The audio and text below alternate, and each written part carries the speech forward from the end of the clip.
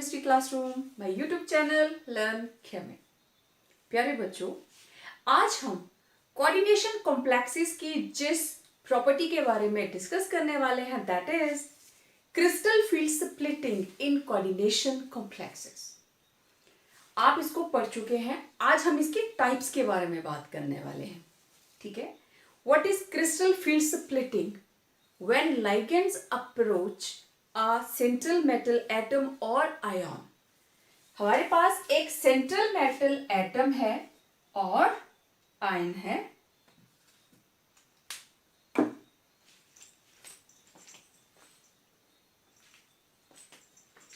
This is central metal atom और ion. और आपको पता है इनकी जो भी कॉन्फ़िगरेशन होगी उसके अंदर हमारे पास 3D या 4D जो भी हमारे पास होगा, d ऑर्बिटल के अंदर इलेक्ट्रॉन्स तो होंगे ही होंगे। मेटल के पास अपने पास इलेक्ट्रॉन जरूर होंगे। और according to valence bond theory, कोई भी सेंट्रल मेटल एटम जब कोऑर्डिनेशन कॉम्प्लेक्स बनाती है पहले वो एम्प्टी ऑर्बिटल्स अवेलेबल करवाती है। ठीक, इन एम्प्टी ऑर्बिटल्स के अलावा उसके पास फिल्ड ऑर्बिटल्स भी तो हैं। It is also having field orbitals. Empty orbitals में तो लाइगेंड्स आ गए। तो अब बड़ी बात क्या है, सेंट्रल मेटल एटम के पास ऑर्बिटल्स हैं जो फुली फिल्ड हैं या पार्टली फिल्ड हैं। ठीक, तो these are partly filled, partly और फुली फिल्ड डी ऑर्बिटल्स। तो जैसे ही लाइगेंड्स इसको अप्रोच करते हैं, इसमें भी इलेक्ट्रॉन्स हैं, चाहे एक दो ही हो, इसमें भी इलेक्ट्रॉन्स हैं। और लाइगेंड्स के ऊपर भी क्या है, negative charge, either in form of lone pair और एनाइन। तो ये नेगेटिव नेगेटिव जब आपस में अप्रोच करेंगे तो negative negative repulsion, right, there will be repulsion. Repulsion किसको, इन इलेक्ट्रॉन्स को, इन इलेक्ट्रॉन्स को रिपल्शन जो इसमें भरे हुए हैं। ये भी होगा तो इसको भी रिपल्शन होगी। अब उस रिपल्शन की वजह से क्या होता है, इस डी ऑर्बिटल की डीजेनरेसी, डीजेनरेसी मींस उसकी जो बराबर की एनर्जी थी, tendency to have equal energy, equivalent energy, that is called degeneracy. तो वो डीजेनरेसी टूट जाती है। अब ये जो हमारे पास डी ऑर्बिटल्स हैं ये हमेशा दो सेट में टूटेंगे। ठीक है, डी ऑर्बिटल्स ये हमेशा दो सेट में टूटेंगी। ठीक, अब एक सेट होगा 3 का और एक सेट होगा 2 का। चाहे 3 नीचे रहे 2 ऊपर, चाहे 2 नीचे रहे 3 ऊपर, no problem at all, right. तो जिसमें तीनों इकट्ठे हैं T2G और जो 2 हैं EG। ठीक है, अब ये ऑर्बिटल्स 3 का सेट और 2 का सेट क्यों हुआ, 4 और 1 का क्यों नहीं हुआ? मैंने प्रीवियस लेक्चर के अंदर भी बताया था, आप जब डी ऑर्बिटल्स के स्ट्रक्चर्स बनाते हो, DXY, DYZ एंड DZX, वो सारे के सारे इस तरीके से होते हैं। अलोंग द एक्सिस नहीं होते, this is along the axis, ये इन बिटवीन द एक्सिस हैं। अगर मुझे XY बनाना है मैं यहां XY लिख दूंगी। अगर मुझे YZ बनाना है मैं यहां Y और यहां Z लिख दूंगी। अगर मुझे ZX बनाना है तो मैं यहां X और यहां पे Z लिख दूंगी। क्लियर बात? तो सारी तीनों की तीनों ऑर्बिटल्स ऐसी ही होती हैं। ठीक, आप जानते हैं। अब दो अलग हैं, एक है dx² - y² along the axis है, this is x, this is y axis, and dz², ये भी क्या है, along the axis। इसलिए 3 और 2 का सेट बनता है, एक 2 के पेयर में रहते हैं क्योंकि ये दोनों एक जैसे हैं, along the axis हैं, और ये तीनों क्या है, in between the axis। अब एक बात याद रखना, जब भी लाइगेंड्स इन वाली ऑर्बिटल्स को अप्रोच करेंगे जिसमें along the axis है, हमेशा रिपल्शन ज्यादा होगी और स्प्लिटिंग भी ज्यादा होगी। ठीक है, और जिनमें इसकी तरफ कोई अप्रोच होगी स्प्लिटिंग कम होगी।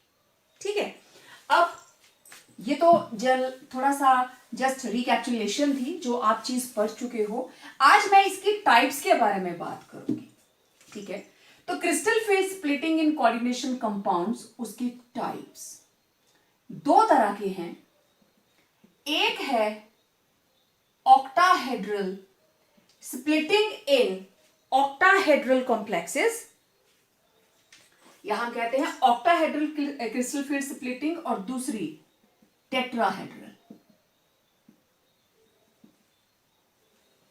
ठीक, अब मैं वन बाय वन इसको एक्सप्लेन करती हूं, बाद में मैं कंपैरिजन में भी लूंगी इसको, लेकिन पहले हम एक एक करके इनको एक्सप्लेन कर लेते हैं, ठीक है।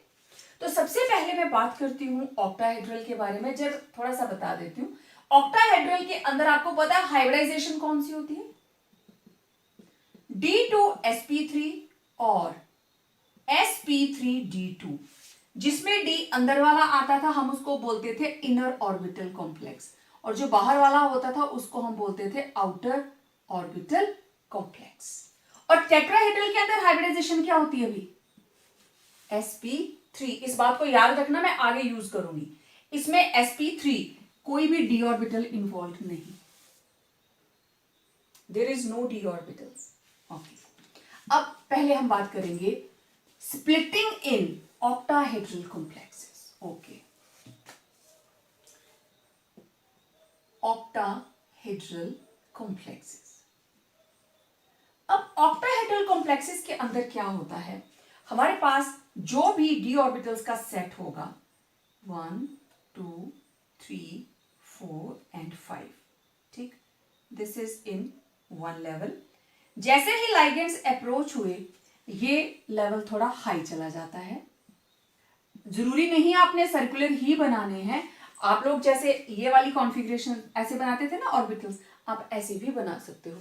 कोई ऐसा हार्ड फास्ट रूल नहीं है कि इसको आपको ऐसे ही बनाना है, ठीक है। तो ये वाला जो लेवल है मैं यहां से लेती हूं कि ये सेंटर, ठीक है। अब एक लेवल पे ये ऑर्बिटल्स आ गई, सारी ऑर्बिटल्स जो भी हमने बनाई, now these are at one level, okay. और ये लेवल भी मैं ऐसे बनाती हूं, इकट्ठा है, ठीक। अब जब लाइगेंड्स अप्रोच किए, अब क्या हुआ, हमारे पास दो सेट आ गए। इस तरीके से हमारे पास दो सेट आ गए। अब एक सेट नीचे है, उसके अंदर रहेंगे 3 ऑर्बिटल्स, और जो ऊपर है उसके अंदर रहेंगी 2 ऑर्बिटल्स। इसका नाम है T2g, this is EG, right, and this is the mean position of degenerate d orbitals. These are degenerate d orbitals, और ये भी क्या है, degenerate, right। अब यहां पे हल्की सी एनर्जी बढ़ गई, उसके बाद में ये टूट गई। ये जो गैप है this is called delta. Delta is equal to crystal field splitting energy. It is the energy gap between two different levels after crystal field splitting. अगर मैं यहां O लगा देती हूं, it means crystal field splitting of octahedral complexes. Okay. अब very center rule, average same रहनी चाहिए। तो ये वाला जो पोर्शन है it goes down by, अगर इसको 5 पार्ट्स में हम बांटे तो it is 2/5 of delta O, and this portion is 3/5 of delta O। Means ये किसके बराबर हो गया, 0.6 delta O, and this is 0.4 delta O। Clear, ठीक है। अब ये जो वैल्यू नीचे आती है ना, इसको हम लेते हैं नेगेटिव में, क्योंकि उससे लोअर पे आ गई, और अपर वाली किस में रहती है, पॉजिटिव। इसको आगे हम क्रिस्टल फील्ड स्प्लिटिंग एनर्जी को कैलकुलेट करने के लिए फॉर्मूला लगाएंगे, उसमें यूज करेंगे माइनस का साइन। Okay, done. तो इस तरीके से जो ऑक्टाहेड्रल कॉम्प्लेक्सेस हैं उनके अंदर स्प्लिटिंग होती है। ओके, अब ये 3 इन बिटवीन द एक्सिस और ये दोनों along द एक्सिस। ओके, अब सेम इसी तरीके से हम टेट्राहेड्रल कॉम्प्लेक्सेस को अगर देखें, ठीक है, टेट्राहेड्रल कॉम्प्लेक्सेस इसका बिल्कुल उल्टा। उल्टा होने का मतलब, अब मैं टेट्राहेड्रल यहां बनाने लगी, सेम इसी तरीके से 1 2 3 4 5, जैसे ही लाइगेंड अप्रोच करेंगे पहले लेवल के ऊपर इसका एनर्जी लेवल बढ़ गया, 1 1 2 3 4 एंड 5। अब नेक्स्ट, अब हो गई स्प्लिटिंग।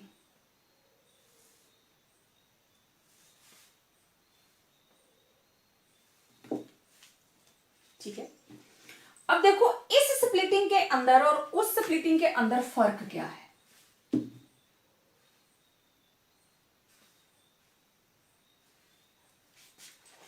बिल्कुल उल्टा होगा, यहां पे आ जाएंगे 2, ये रही मीन पोजीशन, और यहां पे चले जाएंगे 3, और अब ये जो क्रिस्टल फील्ड स्प्लिटिंग एनर्जी है, अब इसको हम क्या लिखेंगे, delta T, crystal field splitting energy. ये वाला पोर्शन जो ऊपर वाला है, 3 सेट वाले को हम क्या बोलते हैं, T2G, और 2 वाले को हम क्या बोलते हैं, EG। और अगर आप इनके नाम देखें तो this is DXY, DYZ, DZX, और इसको क्या बोलते हैं, DX² minus y square and DZ²। अब यहां पे क्या हुआ, DXY, DYZ एंड DZX ये ऊपर चले गए, and DX² minus y square and DZ² ये नीचे आ गए। ये जो अपर लेवल है it is 2/5 of delta t, and this lower portion it is 3/5 of delta t। उधर हम डेल्टा O लिखते थे ना, इसको हम लिखेंगे डेल्टा t। अब ये गैप ज्यादा है और ये गैप देखो, ये मेरे इतने हाथ के बराबर है, लेकिन यहां पे ज्यादा गैप है। रियलिटी में भी ऐसा ही होता है। ऑक्टाहेड्रल कॉम्प्लेक्सेस की जो डेल्टा है, crystal field splitting energy of octahedral complexes greater than crystal field splitting energy of tetrahedral. Always octahedral की डेल्टा O ज्यादा होगी, टेट्राहेड्रल की कम होगी। रीजन, ये आपको 1 नंबर का क्वेश्चन आता है, means delta O is always greater than delta T, और इनके बीच में एक रिलेशन है that is very very important, that delta T it is equal to 4/9 of delta O। Means अगर इन दोनों को बराबर करना है तो डेल्टा O को मुझे 4/9 से डिवाइड करना पड़ेगा। अगर आप देखें तो कितने टाइम ज्यादा हो जाता है ये, 9 4 36, 9 5 45, तो 0.44, नियरली हाफ। ठीक है, कि ये इससे डेल्टा O जो है it is almost double than delta T, क्योंकि इसको डिवाइड करके आ रहा है 0.44। ठीक है, तो ये 0.44 इसको हाफ करेंगे तब ये इसके बराबर आ रहा है। ठीक है, तो इट इज, ये आपका 1 नंबर का क्वेश्चन है, इनका रिलेशनशिप क्या है आपस में, delta T is equal to 4/9 delta O, तो डेल्टा O किसके बराबर हो जाएगा, 9/4 डेल्टा T। तो ये इंटर कन्वर्ट करके आपको 1 नंबर का कोई भी क्वेश्चन आ सकता है। इसके डिफरेंसेस मैं बाद में बताती हूं आप लोगों को। ठीक है, और अगली बात क्या है, ये तो चलो इनकी एनर्जी की बात हो गई। एनर्जी हमेशा उससे कम होगी, ये आपने नोट कर लेना है। ठीक है, ओके, अब ये हमेशा इनके बीच में ऐसे ही होगा। ओके, दूसरा, इसका लोअर सेट T2G और इसका अपर सेट T2G, इसका अपर सेट EG और इसका लोअर सेट EG। ठीक, ओके। अब देखिए हाई स्पिन और लो स्पिन कॉम्प्लेक्सेस किस तरीके से बनेंगे। हाई स्पिन का मतलब आप समझते हो एंड लो स्पिन का मतलब भी आप समझते हो। हाई स्पिन मतलब जितने ज्यादा अनपेयर्ड इलेक्ट्रॉन होंगे उन सभी की स्पिन को ऐड कर दीजिए। लो स्पिन मतलब अब इलेक्ट्रॉन्स पेयर्ड हो गए, स्पिन बचेगी ही नहीं। ठीक, अब एक एग्जांपल लेते हैं, कौन से कॉम्प्लेक्सेस हाई स्पिन बनेंगे और कौन से कॉम्प्लेक्सेस लो स्पिन बनेंगे। Let find that. ये मेरे पास, let it be configuration is D1, no problem, D1 मुझे ऑक्टाहेड्रल में भरनी है तो क्वाइट ऑब्वियस यही आएगी। अगर इसमें मैंने इलेक्ट्रॉन भरा D1 तो दिस इज ऑक्टाहेड्रल, इसके लिए कॉन्फ़िगरेशन क्या बनेगी T2G1। और सेम D1 टेट्राहेड्रल के लिए करनी हो तो क्या लिखेंगे हम, लोअर कौन सी है EG, तो आई वुड राइट EG1, एक इलेक्ट्रॉन EG1 में है। अगर D2 कॉन्फ़िगरेशन है तो ऑक्टाहेड्रल के लिए क्या आएगा T2G2 और टेट्राहेड्रल के लिए क्या आएगा EG2। आप समझ रहे हो, ठीक है, ओके। अब बात आई D4 की, ओके। तो पहले मैं ऑक्टाहेड्रल की बात करती हूं।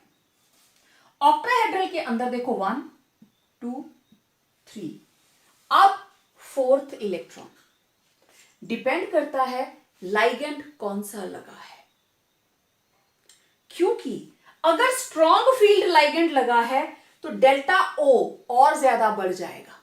एक तो जनरल बात है टेट्राहेड्रल और ऑक्टाहेड्रल, आप सेम कॉम्प्लेक्सेस लगा दीजिए।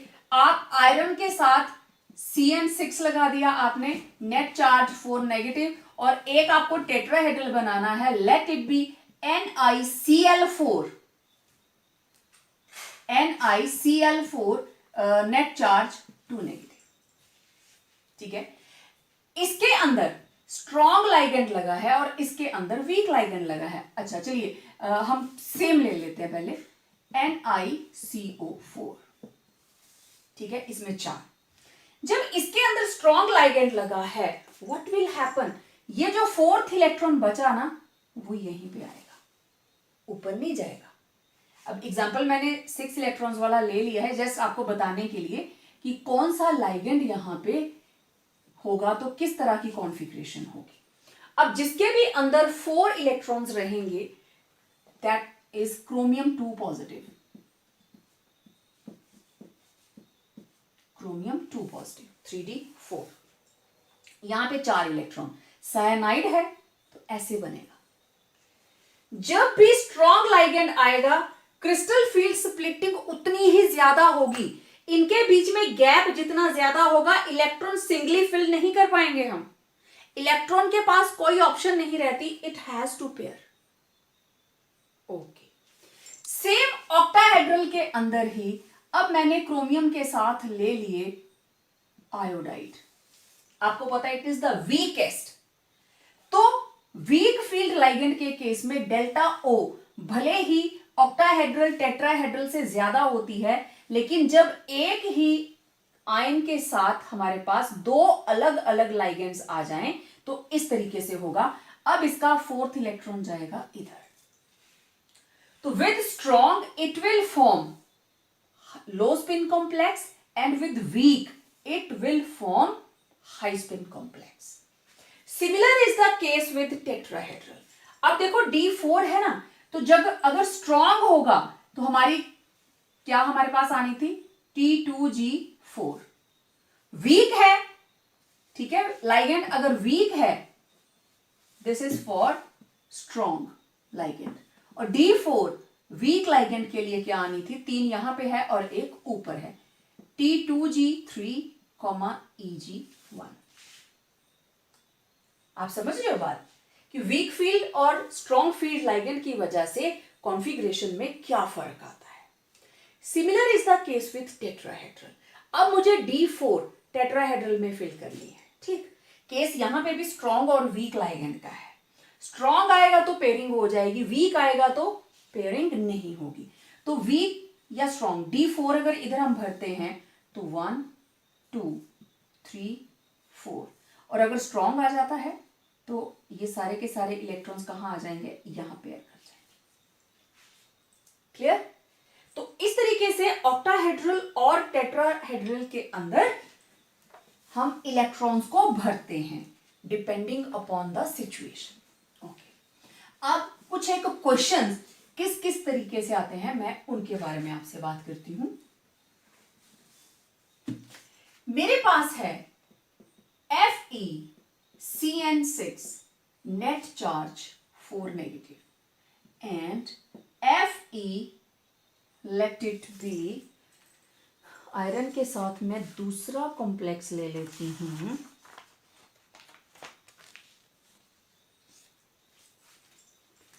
H2O 6 times net charge 2 positive.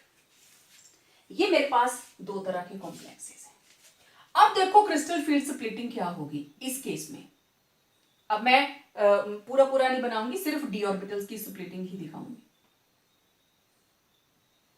क्योंकि ऑक्टाहेड्रल है, 6 लगे हैं ना, और ये रहा सेकंड वाला, और इधर इसका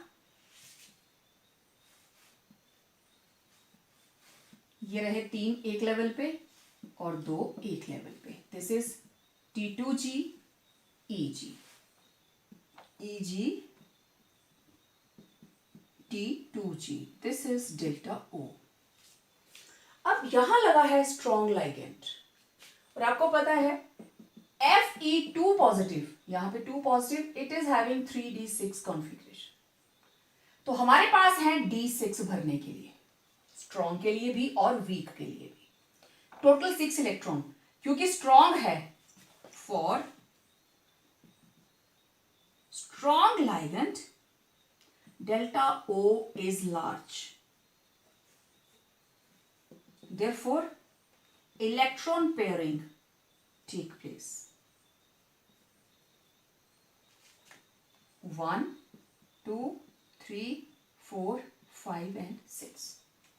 कौन सा कॉम्प्लेक्स बना भाई, लो स्पिन। स्ट्रॉन्ग लाइगेंड के साथ कौन सा बना, low spin with strong ligand.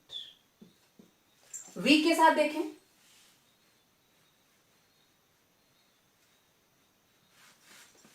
H2O is a weak ligand, therefore electrons do not pair, therefore delta O is small। ये एनर्जी गैप कम है, इसके कंपैरिजन में वो एनर्जी गैप कम है। एनर्जी गैप कम है तो electrons can be filled singly, delta O is small, therefore high spin complex is formed। अब 6 electron, 1 2 3 4 5 6, बोलो स्पिन कितनी आई। Now in this case unpaired electrons 4, there are 4 unpaired electrons, ठीक है। 4 unpaired है तो स्पिन कितनी आई, spin will be 1/2 into 4 2। This is high spin complex. सारे के सारे इलेक्ट्रॉन्स, 4 इलेक्ट्रॉन इसमें क्या है, अनपेयर्ड, तो this is high spin complex. इसकी मैग्नेटिक मोमेंट 0 आएगी, उसकी मैग्नेटिक मोमेंट जो है वो 4 के हिसाब से आएगी। क्लियर, ठीक है। अब अगर मैं थोड़ी देर के लिए, ये कंप्लीट हो गया, अब मैं यहां पे करने वाली हूं 3 नेगेटिव,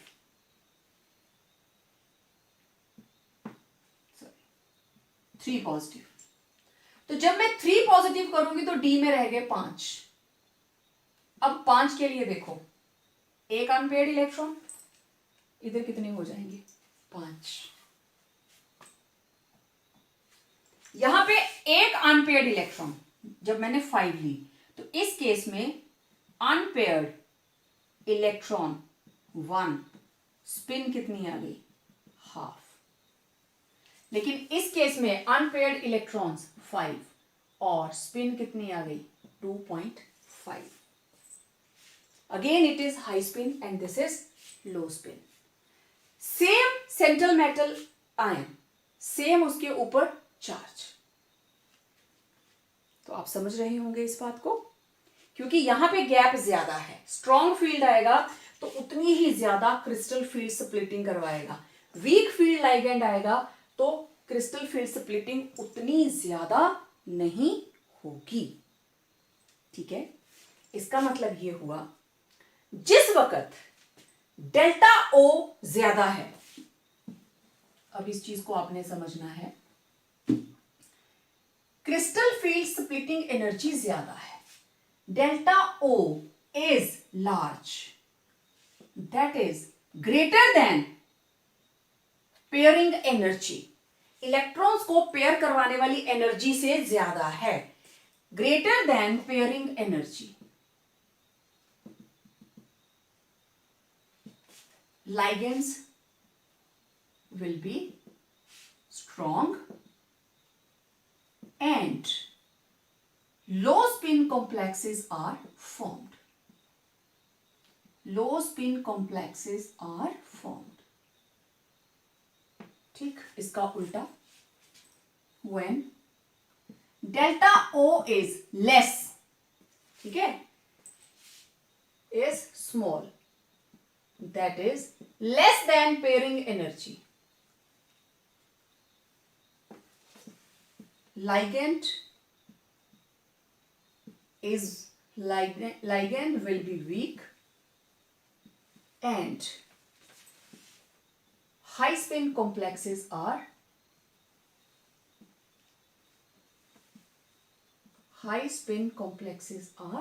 formed. इस केस में कौन से कॉम्प्लेक्सेस बनेंगे, हाई स्पिन कॉम्प्लेक्सेस। क्लियर? तो कॉन्फ़िगरेशन लिखनी आप सभी को आ गई, ठीक है, ओके। अब एक और हमारे पास है, एक और एग्जाम्पल। अब सेम हमारे पास central metal atom that is cobalt,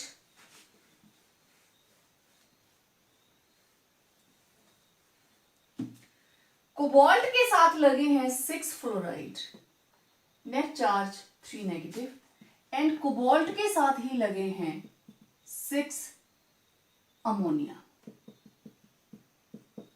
net charge 3 positive. Fluoride and ammonia दोनों को देखें तो ammonia is strong as compare to fluoride and fluoride is weak. ठीक, इस केस में cobalt 3 positive, atomic number 27, cobalt 27, 3d7 4s2। जब बना cobalt 3 positive, 2 electron यहां से गए, एक यहां से, we are left with 3d6। ये भी 3 पॉजिटिव, ये भी 3 पॉजिटिव, सेम। ओके, अब इसके साथ फ्लोराइड और इसके साथ अमोनिया, तो इसका स्ट्रक्चर क्या बना? 1 2 3, 1 2, Eg T2G, this is delta O, this is the mean position। Total electrons हैं 6, तो कैसे भरे जाएंगे? 1 2 3 4 5 and 6।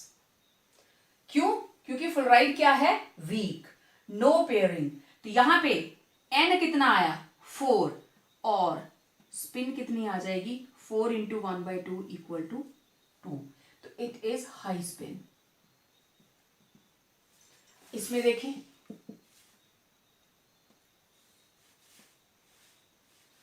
1 2 3. This is Eg, this is T2G. और क्योंकि स्ट्रॉन्ग लाइगेंड है, delta O will be large. Ammonia is strong, therefore delta O will be larger than pairing energy.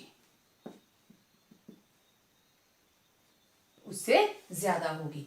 Fluoride week है, therefore delta O will be smaller. Right? अब ये gap ज्यादा हो गया. Total electrons हैं 6, तो 1 2 3 4 5 6 और कोई ऑप्शन नहीं है क्योंकि गैप बहुत ज्यादा है, इलेक्ट्रॉन ऊपर जंप कर ही नहीं सकता. ठीक है, तो यहां पे n is equal to 0, spin is equal to 0, तो हम इसको इन जनरल क्या बोलेंगे? It is having low spin. It is low spin complex. Understood? Okay. तो अब यहां से एक जनरलाइजेशन हमारे पास आ गई. क्या?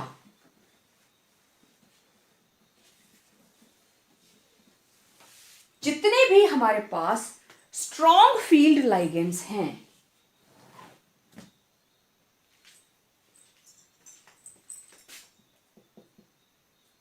स्ट्रॉन्ग फील्ड लाइगेंड्स, ठीक, large delta O form low spin complexes,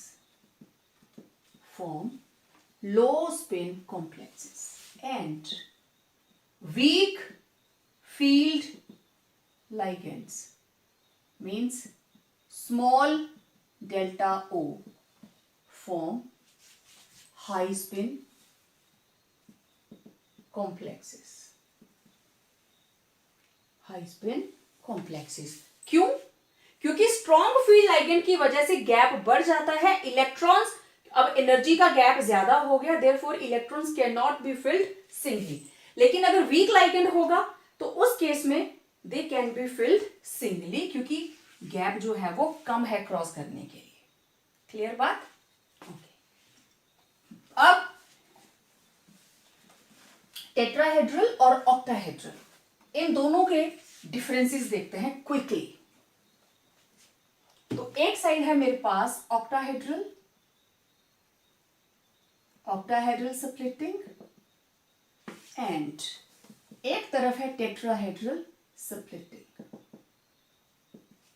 ठीक, टूटते दोनों ही दो सेट के अंदर हैं.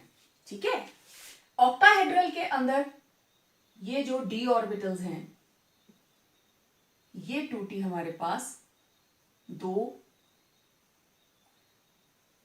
3 का एक सेट और 2 का एक सेट. और टेट्राहेड्रल के अंदर क्या होता है? दे ऑल्सो क्लीव, बट नीचे रहेंगे 2 और ऊपर होंगे 3. और आपको मैंने बताया था, this is delta O, this is delta P. ठीक है, तो पहले इसकी जो हमारे पास डिफरेंस रहेगा, मैं शॉर्ट में ही लिखती हूं. Crystal field splitting energy of octahedral is larger, और इधर crystal field splitting energy of tetrahedral complexes is small. Clear बात? नेक्स्ट, इसके लोअर सेट को क्या बोलते हैं? T2G, और ऊपर वाले को Eg, और ये आ गया इनका गैप. इसका lower set Eg and upper set T2G. Octahedral के अंदर ये कितना होता है? 2/5 ऑफ डेल्टा O, और ऊपर वाले में कितना होता है? 3/5 डेल्टा O.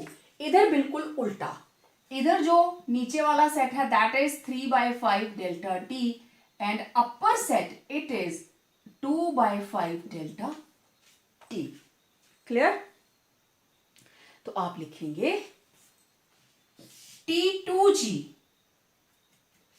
अब T2G कहां पे प्रेजेंट है? T2G set having 3 orbitals in lower energy level. लेकिन इसमें T2G set having 3 orbitals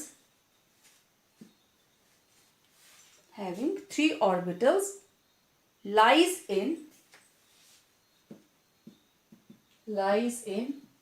upper energy level. Next, EG set having 2 d orbitals lies in upper energy level. लेकिन इधर क्या है? EG set having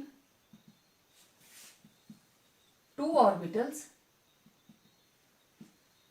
lies in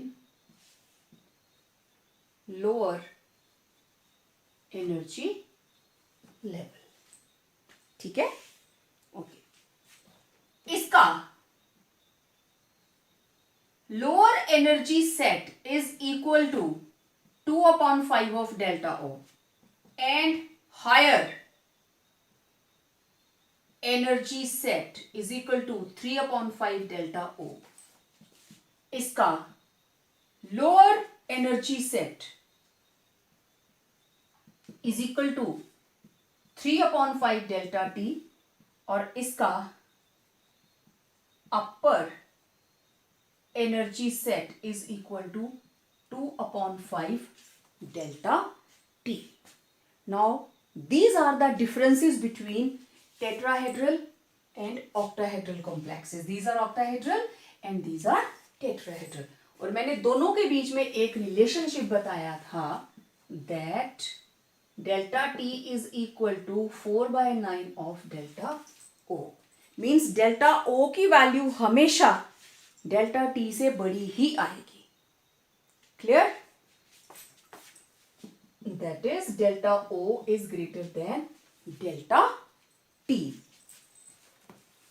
तो ये थे differences between octahedral and tetrahedral complexes. Clear? ले लिया स्क्रीनशॉट सबने? ओके. चलिए.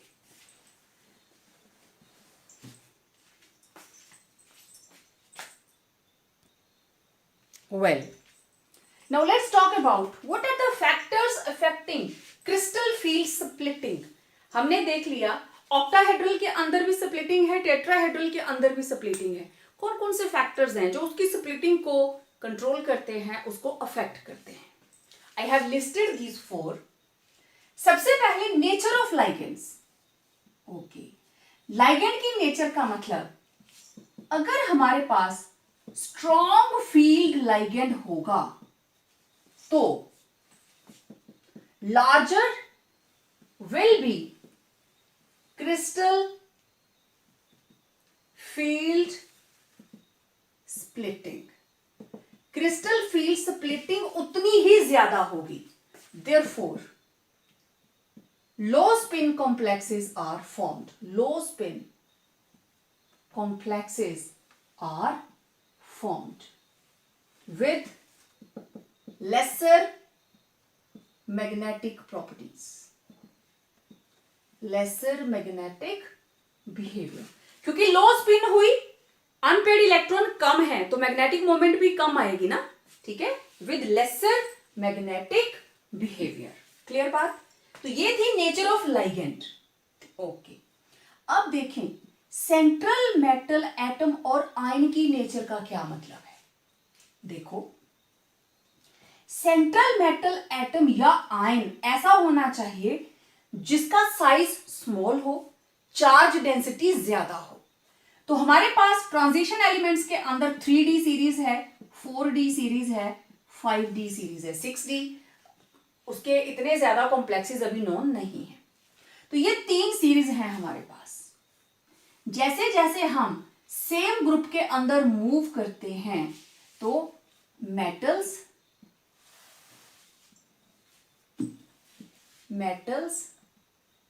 इन सेम ग्रुप, कि अगर मैंने कॉपर वाला लिया है तो ये आएगा कॉपर सिल्वर गोल्ड, उसी लाइन में।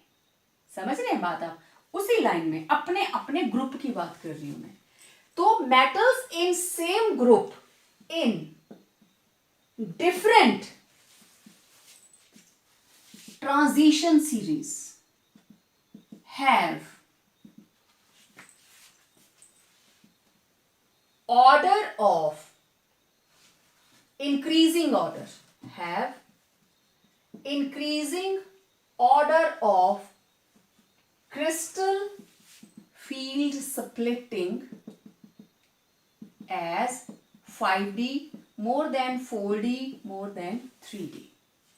क्यों? जब हम ट्रांजिशन एलिमेंट्स के अंदर मूव करते हैं 3D 4D 5D, ठीक है, यहां पे सिर्फ D 10 इलेक्ट्रॉन्स, यहां पे आ गए 10 और, ठीक है। और जब यहां से यहां पहुंचे तो इसके अंदर 4F भी आ गए। जितने D और F इलेक्ट्रॉन्स बढ़ते जाएंगे, because these both are very very poor shielders, shielding नहीं करते, लेकिन न्यूक्लियर चार्ज तो बढ़ा ना, उतना प्रोटॉन और इलेक्ट्रॉन इक्वली ऐड होते हैं, ठीक है। तो hold of nucleus outer most electrons के ऊपर बढ़ जाता है। साइज में डिफरेंस उतना ज्यादा नहीं आता, ऊपर से नीचे जाने के टाइम साइज बढ़ता जाता है, नंबर ऑफ शेल्स बढ़ती हैं, लेकिन यहां पे जो नंबर ऑफ शेल्स बढ़ रही हैं दे आर पुअर शील्डर्स, उनकी वजह से शील्डिंग इफेक्ट आता ही नहीं। तो साइज जितना हमने सोचा होता है, जो जनरल ट्रेंड है, उससे कहीं कम इंक्रीज आती है, लेकिन होल्ड ज्यादा हो गया तो मेटल का लाइगेंड के साथ जो बॉन्ड है that is much more stronger, ठीक है। स्प्लिटिंग ये आती है 5D की ज्यादा, 4D की उससे कम, 3D की सबसे कम, because more nuclear charge and density down the group leads to stronger bond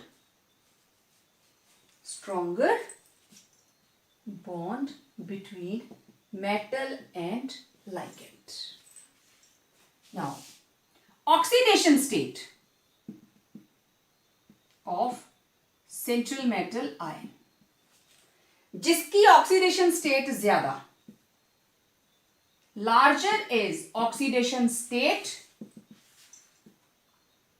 smaller will be size, है ना, साइज भी स्मॉल हो जाएगा, smaller will be size of central metal ion, therefore stronger will be metal ligand bond. Clear? Oxidation state ज्यादा, मेरे पास है FeCN6 4 negative, FeCN6 3 negative, इसके अंदर आयरन इज 2 पॉजिटिव, इसके अंदर iron is 3 positive, and this compound has larger crystal field splitting, ठीक है।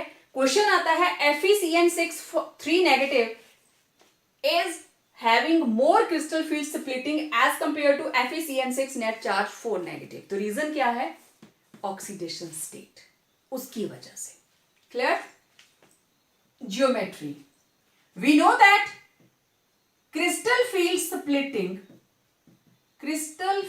splitting of delta T is less than delta O, geometry पे भी डिपेंड करती है। Clear? And also delta T is equal to 4/9 delta O. तो these are the factors which affect crystal field splitting. Crystal field splitting कम होगी या ज्यादा होगी वो इन फैक्टर्स के ऊपर डिपेंड करती है।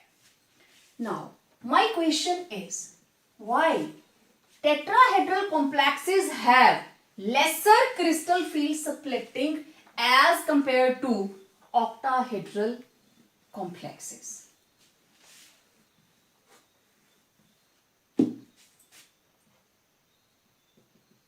Crystal field splitting of tetrahedral complexes is less than that of octahedral complexes.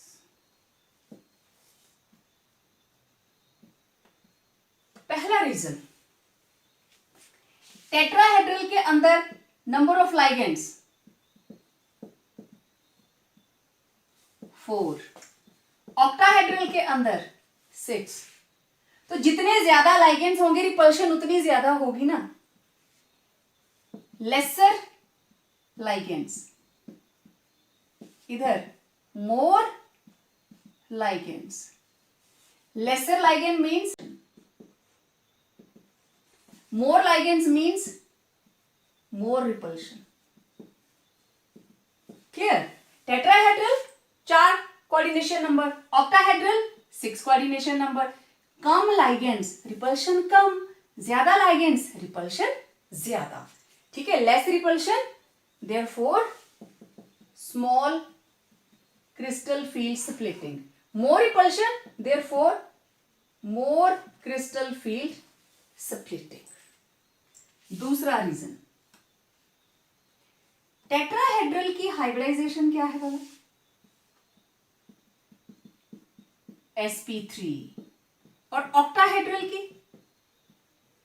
d2sp3 और sp3d2। इसके अलोंग ऑक्टाहेड्रल के अंदर 2 ligand along the D axis आ रहे। 2 लाइगेंड तो डी एक्सिस के साथ आएंगे ही आएंगे, लेकिन इधर नो लाइगेंड अप्रोचेस। इसके अंदर कोई भी लाइगेंड जो है वो नो लाइगेंड इज अप्रोचिंग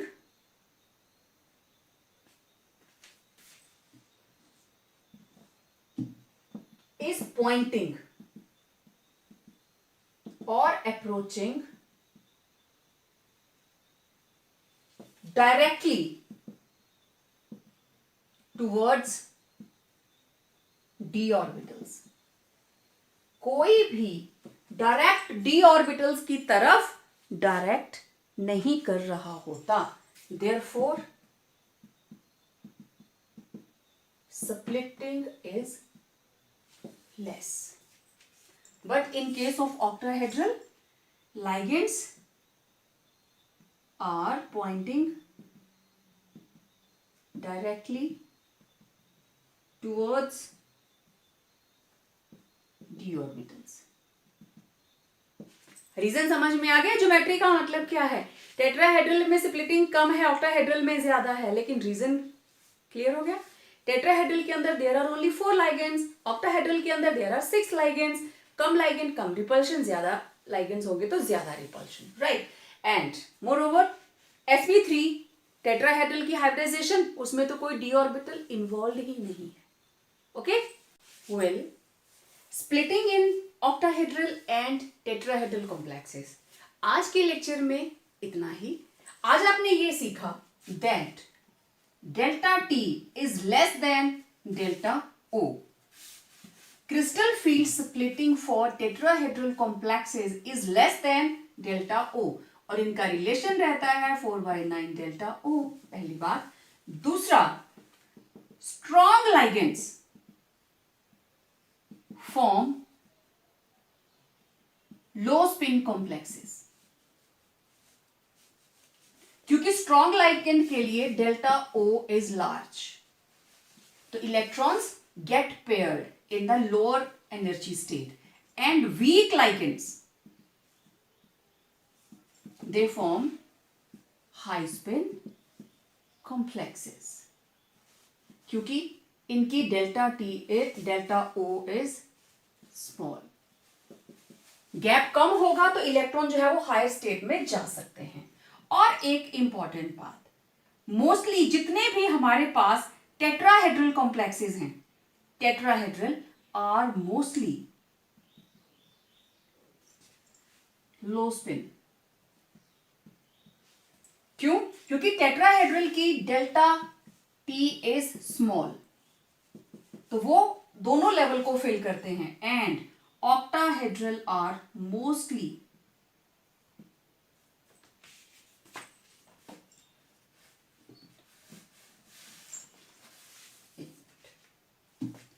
तो जितने भी टेट्राहेड्रल हैं इनका क्योंकि डेल्टा टी इज स्मॉल, तो they form high spin complexes.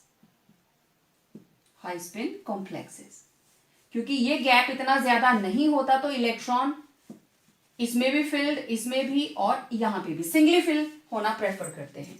और जितने भी ऑक्टाहेड्रल कॉम्प्लेक्सेस हैं डेल्टा ओ इज लार्ज, ज्यादा होता है, इसलिए लो स्पिन बनते हैं. क्योंकि गैप ज्यादा है, पेयरिंग आसानी से नहीं होती. ठीक है. सो आपको टॉपिक अच्छा लगा हो, do like it, share with your friends, and yes, subscribe the channel so that you can get our new video first of all. Okay, so stay tuned for upcoming video with very interesting topic regarding coordination complexes. Till then, stay home, stay safe.